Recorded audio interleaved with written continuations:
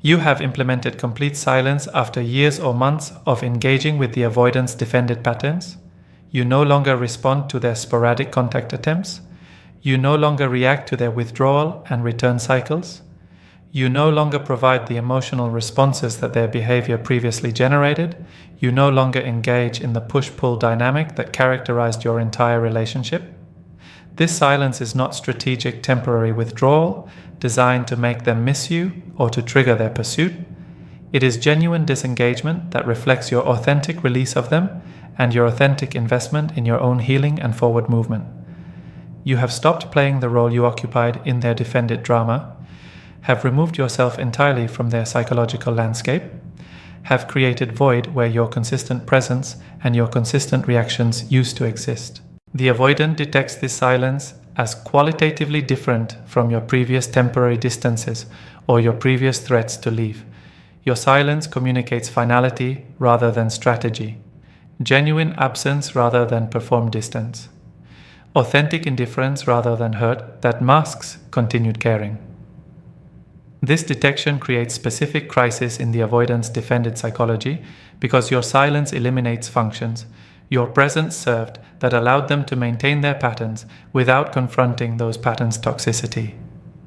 Your presence provided mirror that reflected their defended narrative back to them, allowed them to see themselves as they wanted to be seen rather than as they actually behaved, gave them your reactions to manage and respond to that, kept them focused externally rather than internally.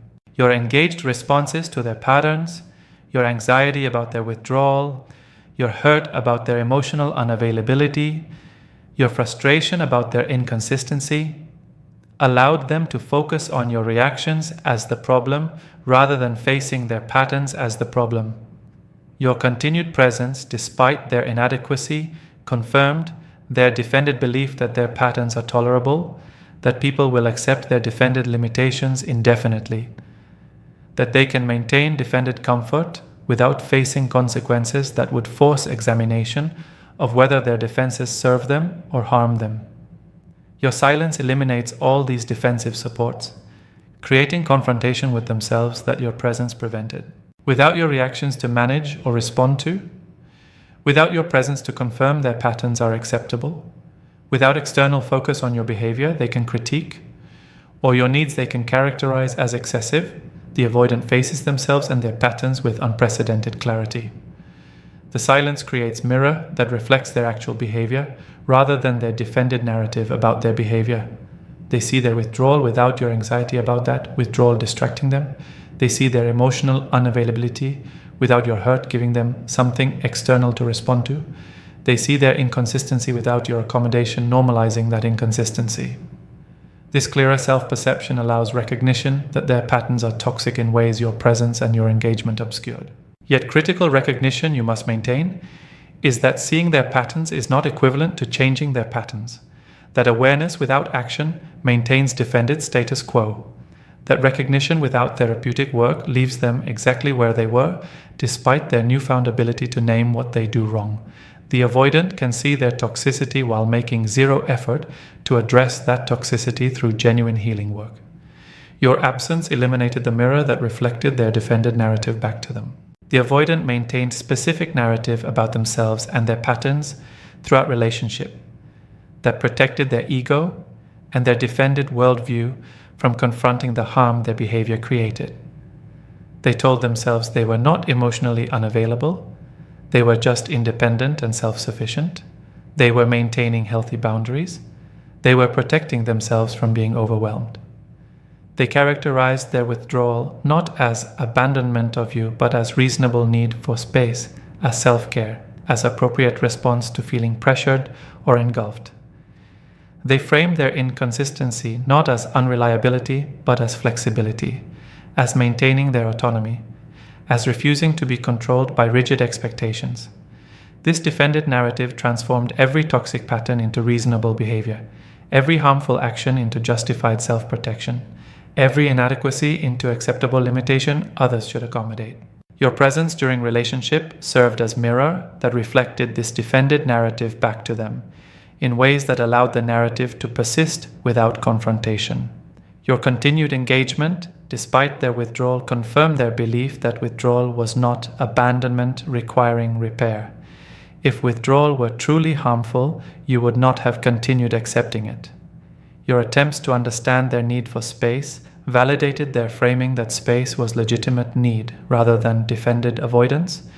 You accommodated their withdrawal by giving them space, which confirmed their narrative that space was a reasonable thing to need. Your patience with their inconsistency reinforced their belief that inconsistency was acceptable.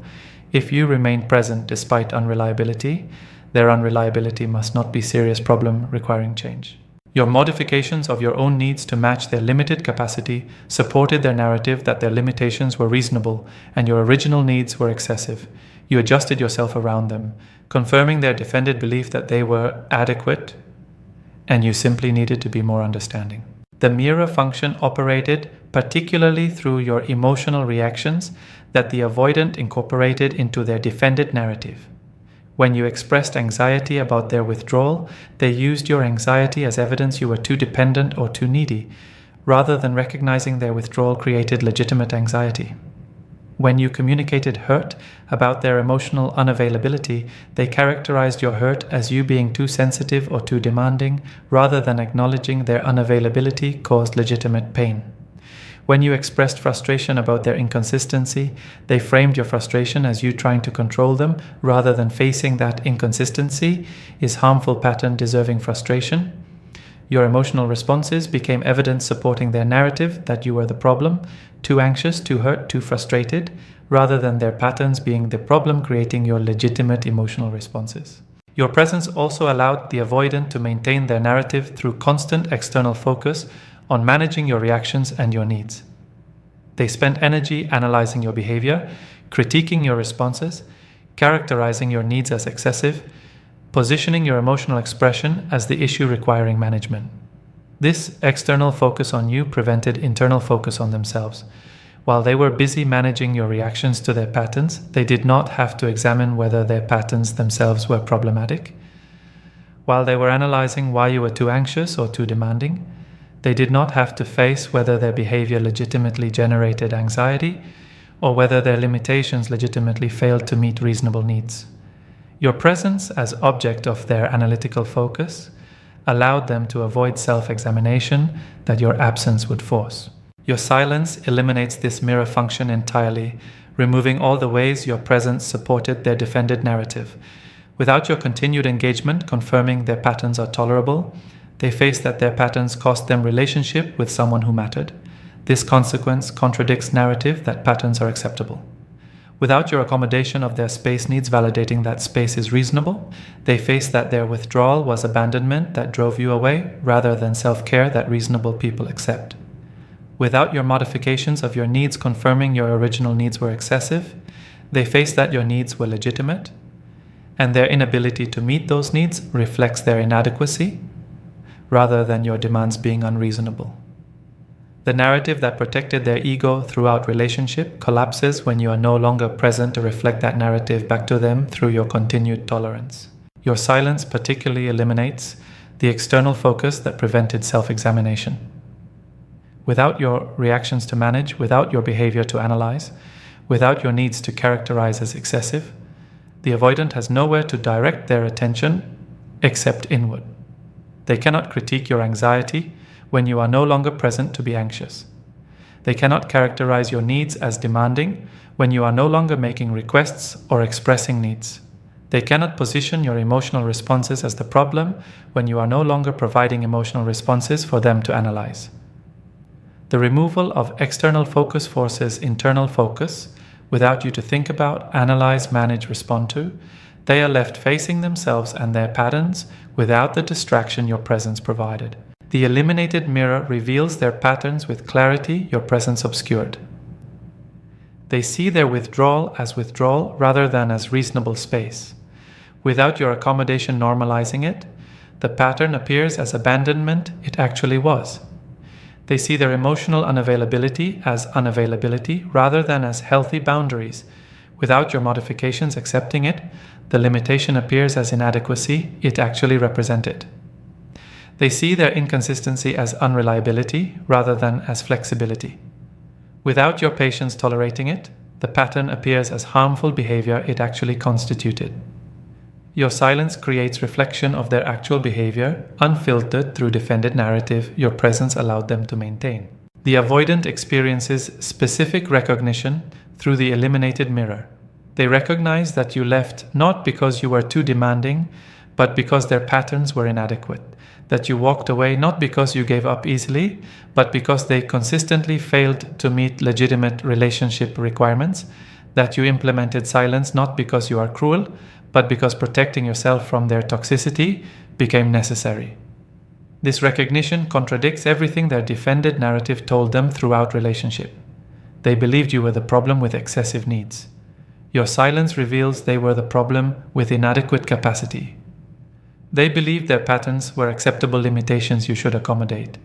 Your departure reveals their patterns were toxic behaviors you eventually refused to tolerate. They believed you would remain available indefinitely, confirming their adequacy.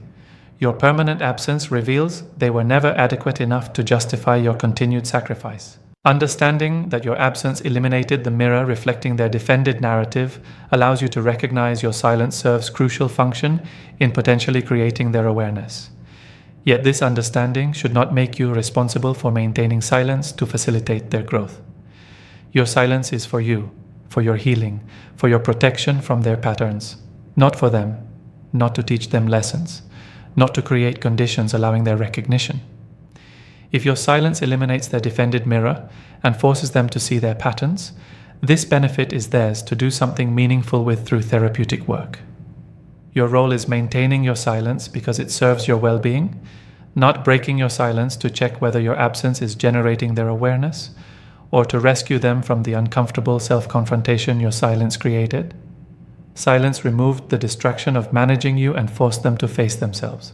The avoidant invested enormous psychological energy throughout relationship in managing you and managing the dynamic between you, analyzing your emotional state to predict when you might become upset, calibrating their behavior to provide just enough presence to keep you engaged while maintaining defended distance, responding to your requests and your needs in ways that provided minimal compliance without genuine change, strategizing about how to handle your reactions to their patterns, processing your communications to determine appropriate defended response. This external focus on managing you served crucial defensive function. It kept them focused outward on you rather than inward on themselves, allowed them to experience themselves as responding to external demands you placed on them rather than examining whether their internal defended structure creates their relationship failures, positioned them as person managing difficult partner rather than as person whose patterns create difficulty. Your engagement throughout relationship provided constant material requiring their management focus. When you expressed hurt about their withdrawal, they focused on managing your hurt, determining how much acknowledgement to provide, calculating how much reassurance would restore your stability without requiring genuine behavior change, deciding what explanations would satisfy you temporarily.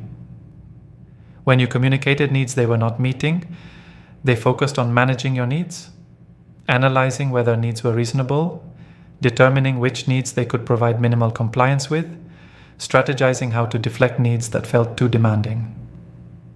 When you reacted to their patterns with anxiety or frustration, they focused on managing your reactions, calming you down, explaining themselves, providing just enough of what you needed to prevent your departure while avoiding sustained change. This constant management of you kept their attention directed externally toward you and your responses, rather than internally toward their patterns creating your responses. The management focus also allowed the avoidant to position themselves as person dealing with your excessive needs or your problematic reactions rather than as person whose inadequate behavior generates legitimate responses. In their experience, they spent relationship responding to your anxiety, addressing your hurt, managing your frustration, handling your needs.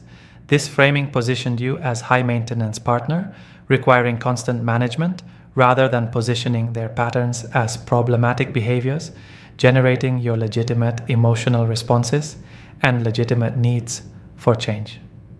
They experience themselves as person working hard to manage difficult dynamic, rather than recognizing they created difficult dynamic through their defended patterns. Your silence eliminates entirely this management focus that kept them oriented externally. Without your emotional responses to manage, without your needs to address or deflect, without your reactions to calm or explain themselves to, without your communications requiring their strategic response, the avoidant has nothing external to focus on.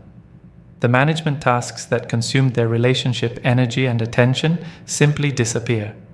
There is no hurt to manage because you are not expressing hurt. There are no needs to address because you are not communicating needs. There are no reactions to respond to because you are not providing reactions. There are no communications requiring strategic handling because you are not communicating. The sudden absence of all external management demands creates void that forces internal focus. The forced internal focus represents profound shift the avoidant has likely never experienced in relationships.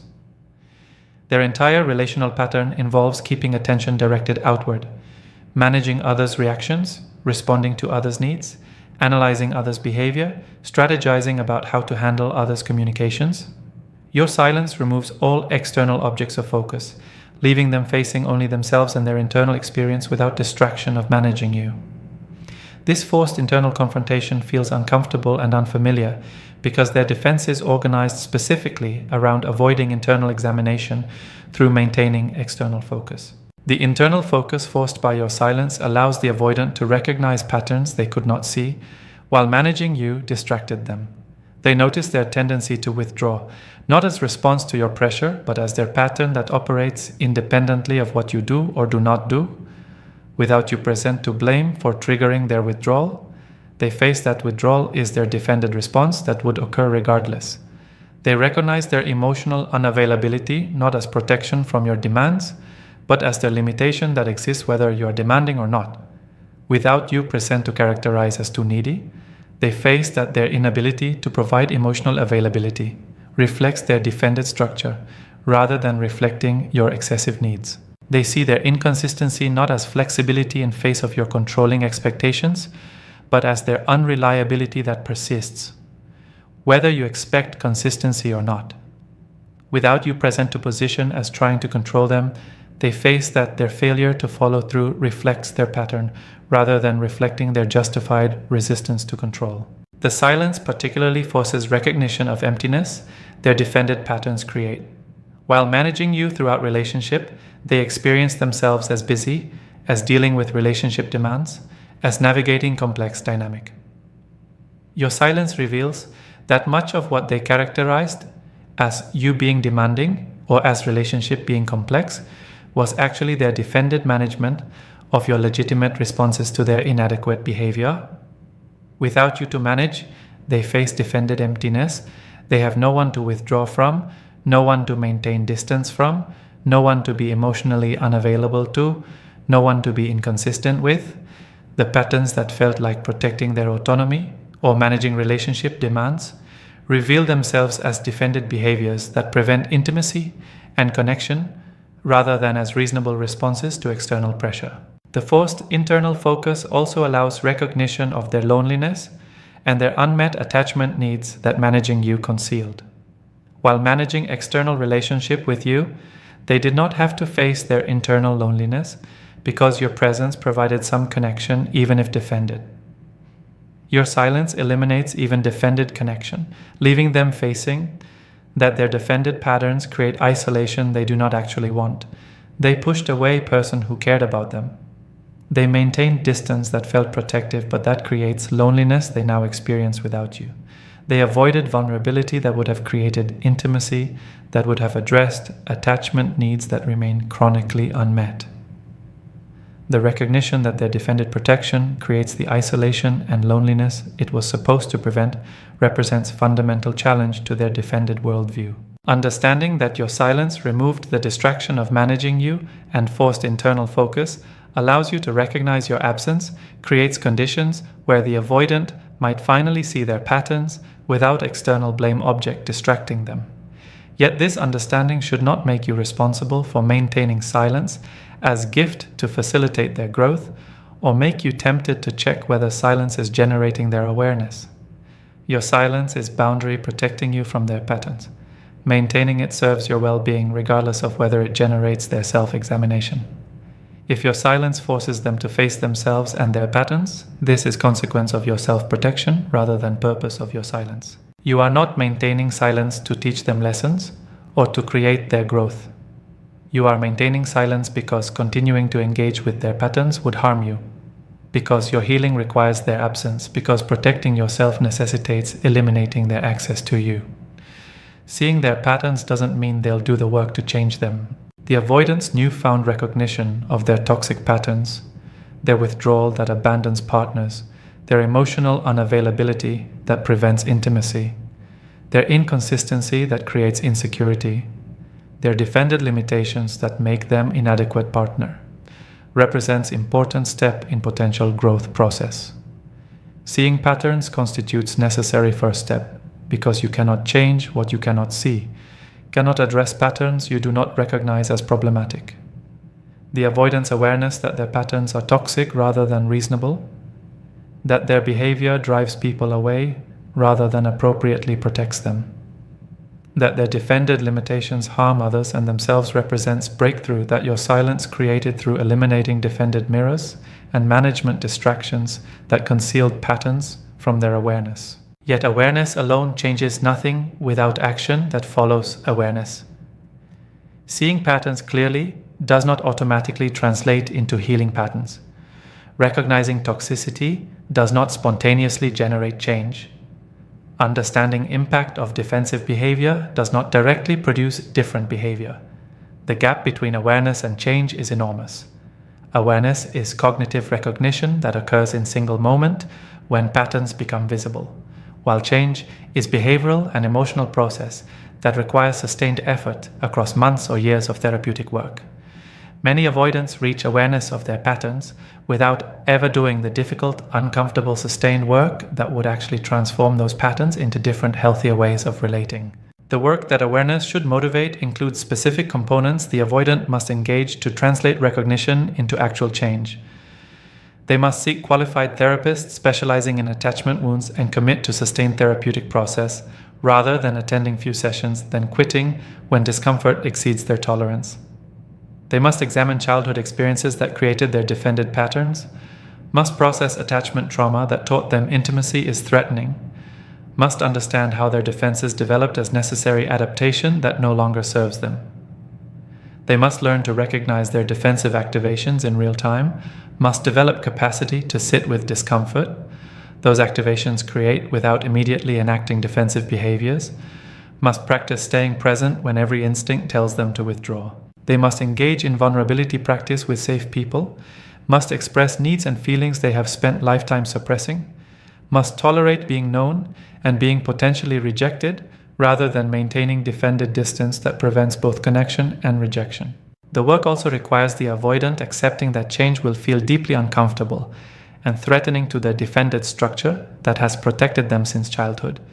Healing attachment wounds means experiencing feelings they have suppressed, means facing pain they have avoided, means tolerating vulnerability that feels existentially threatening.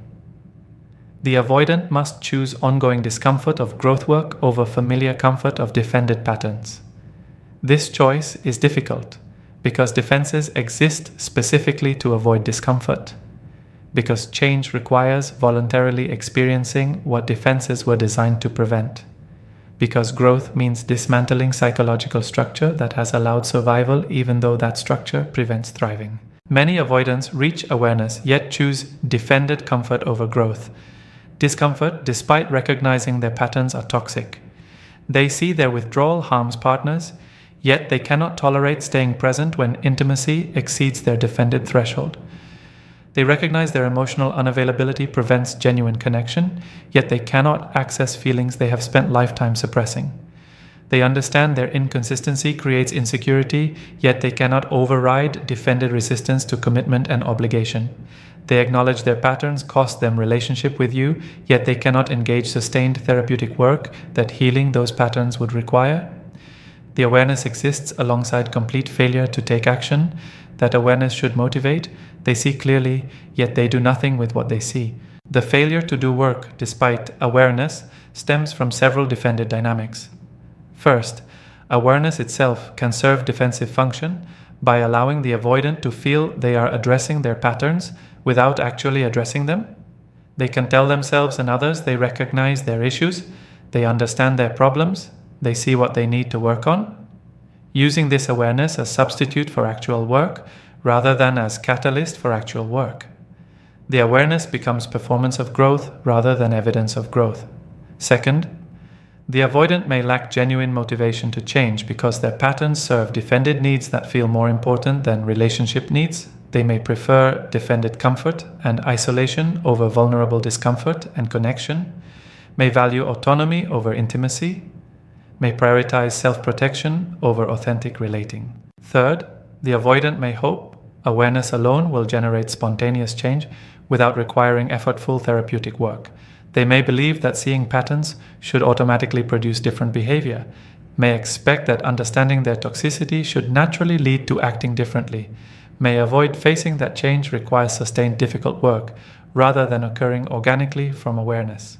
The seeing without changing manifests through specific patterns you might observe if you have any contact with avoidant after your silence. They acknowledge their patterns when discussing relationship. They can name their withdrawal, can recognize their emotional unavailability, can admit their inconsistency. Yet they demonstrate identical patterns in present behavior. They withdraw from current relationships, just as they withdrew from you. They remain emotionally unavailable to new partners, just as they were unavailable to you. They display same inconsistency with new people they displayed with you. The awareness and the behavior exist in separate domains that never integrate. They can talk about their patterns without modifying their patterns, can see their toxicity without healing their toxicity, can understand their impact without changing their impact. The avoidant may also reach out to you communicating their newfound awareness, describing how your silence made them recognize their patterns, expressing that they finally see what they did wrong.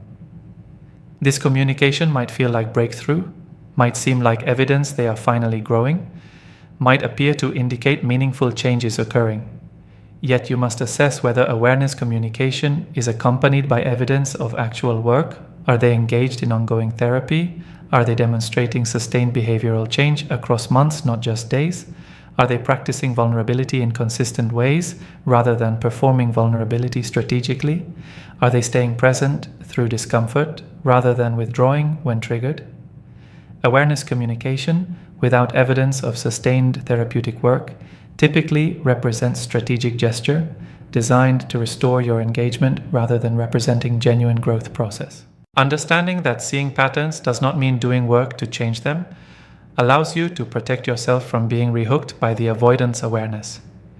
If they communicate their recognition of their toxic patterns, if they describe how your silence made them see themselves clearly, if they express understanding of what they did wrong, you must assess actions rather than words. Awareness without accompanying sustained therapeutic work and sustained behavioral change is meaningless. They can see their patterns while maintaining those patterns indefinitely, can recognize their toxicity while continuing to be toxic, can understand their impact while creating identical impact with new partners. Your silence created conditions allowing their potential awareness, but their awareness is their responsibility to translate into actual change through difficult, sustained therapeutic work. You should maintain your silence and your boundaries regardless of whether they have reached awareness, should require extensive evidence of sustained change before considering whether their growth makes reconnection potentially viable, should recognize that many avoidants see their patterns clearly, yet never do the work to heal those patterns they see.